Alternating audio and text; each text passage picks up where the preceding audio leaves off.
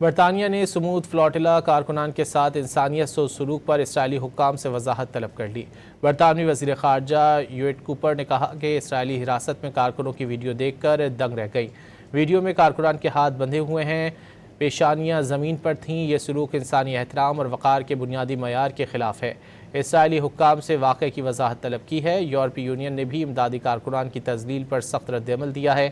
یورپی خارجہ پالیسی سربراہ کایا کلاس نے قوم پرست اسرائیل وزیر بین گوئر پر تنقید کرتے ہوئے کہا کہ غزہ جانے والے امدادی کارکنوں کو ہتھکڑیاں لگا کر زمین پر بٹھانا توہین آمیز ہے۔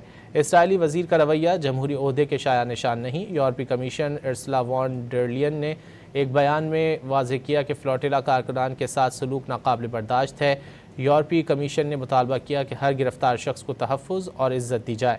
اسرائیل فلوٹیلا کارکنان اور یورپی شہریوں کی حفاظت یقینی بنائے۔